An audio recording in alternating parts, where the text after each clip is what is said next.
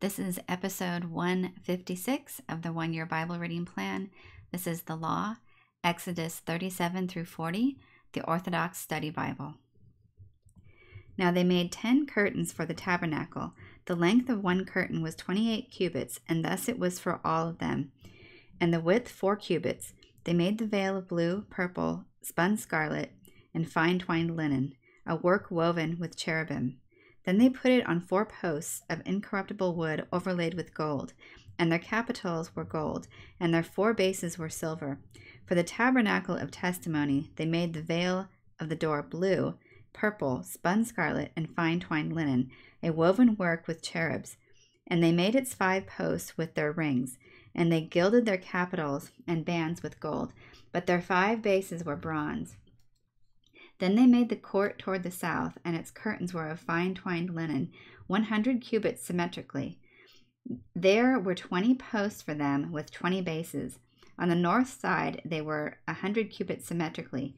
On the south side they were 100 cubits symmetrically with their 20 posts and 20 bases. On the west side there were curtains of 50 cubits with their 10 posts and 20 bases. On the east side there were curtains of 50 cubits, with 1 curtain on one side of the court entrance of 15 cubits, with its 3 posts and bases, and 1 on the other side of the court entrance of 15 cubits, with its 3 posts and bases. All the curtains of the court were of fine twined linen. The bases of the posts were bronze, the hooks of the posts were silver, and their capitals were overlaid with silver, and all the posts of the court were overlaid with silver. The veil of the court entrance was a woven work of blue, purple, spun scarlet, and fine twined linen. Its length was 20 cubits, and its height or width was 5 cubits, corresponding with the curtains of the court. There were 4 posts and bases for the veil, made of bronze with their hooks of silver, and their capitals overlaid with silver. The pegs all around the court were made of bronze and overlaid with silver. So this was the construction of the tabernacle of testimony, as it was commanded to Moses for the service of the Levites through Ithamar, the son of Aaron, the priest. Bezalel, the son of Uri, of the tribe of Judah, did as the Lord commanded Moses. There was Aholiab, the son of Ahisamach, of the tribe of Dan, who was a master workman of woven and needlework in the scarlet and fine linen. Now Bezalel made the ark. He overlaid it with pure gold inside and out. He cast for it 4 golden rings, 2 rings on one side and 2 on the other, wide enough for the poles with which to carry it.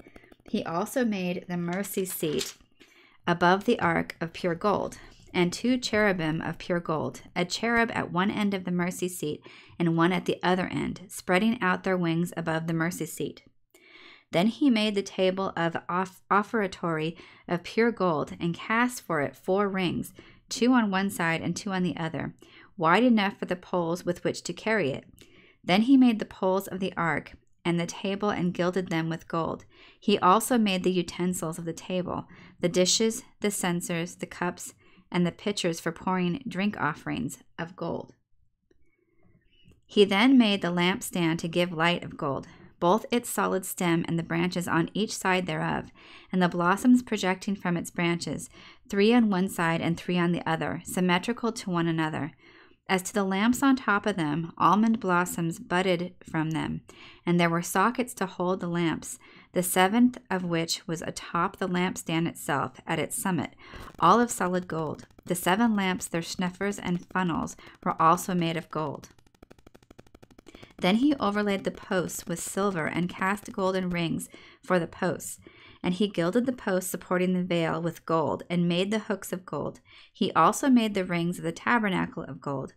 And the rings of the court and those for drawing out the veil above he made bronze. He then cast in silver the capitals of the tabernacle, and in bronze the capitals of the door of the tabernacle and the gate of the court. And he made silver hooks to be attached to the posts. He made of bronze all the pegs of the tabernacle and the court. He made the altar of bronze from the censers used by the men engaged in Korah's rebellion. He made of bronze all the utensils of the altar, and also its grate, its base, its bowls, and its flesh hooks. As an appendage to the altar, he made a network under the grate, beneath it as far as the middle of it, and he fastened 4 rings of bronze to the 4 sides of the appendage, wide enough for the bars so as to carry the altar with them. He also made the holy anointing oil as the composition of the incense, the pure work of the perfumer. He made the laver of bronze and its base of bronze from the bronze mirrors of the women who fasted by the doors of the tabernacle of witness on the day he set it up. He made the laver that in it Moses and Aaron and his sons might wash their hands and feet whenever they went into the tabernacle of testimony or came near to minister at the altar. They washed in it as the Lord commanded Moses. Now all the gold used in all the production of the holy places was that of the offerings, 29 talents and 720 shekels, according to the holy shekel. The offering of silver from the numbered men of the congregation was 100 talents and 1,775 shekels, 1 drachma per head, being a half shekel according to the holy shekel. For everyone surveyed in the tally from 20 years old and up, to the number of 603,550. The 100 talents of silver were used to cast the 100 capitals of the tabernacle and the capitals of the veil, 100 capitals to the 100 talents, a talent to a capital. Then from the 1,775 shekels he made hooks for the posts, gilded their capitals, and decorated them.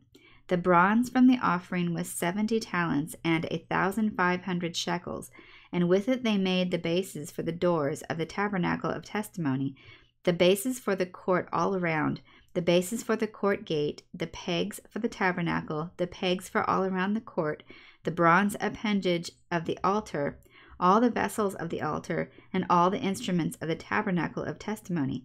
So the children of Israel did as the Lord commanded, thus did they. Also of the gold that remained from the offering they made vessels with which to minister before the Lord. The remaining blue, purple, and scarlet cloth they made into liturgical vestments for Aaron to minister in them in the holy place. So they brought to Moses the garments, the tabernacle and all its vessels, the bases and their bars, the posts, the ark of the covenant and its poles, the altar and all its vessels, the anointing oil, the incense compound, the pure lamp and its lamps for burning, the oil for light, the table of offertory, and the bread set forth upon it and all its utensils, the garments of the holy place which belonged to Aaron and his sons for ministering as priests, the curtains of the court and their posts, the veil for the door of the tabernacle, the court gate, all the utensils for the tabernacle, and all its instruments, the ram skins dyed red, the blue coverings and all other coverings, the pegs and all the instruments for the work of the tabernacle of testimony. Whatever things the Lord commanded Moses, thus the children of Israel made and prepared in every respect. Then Moses looked over all the work, and it was done in the manner the Lord commanded Moses. They did it in this way, and Moses blessed them. Now the Lord spoke to Moses, saying, On the first day of the first month, the new moon, you shall set up the tabernacle of testimony.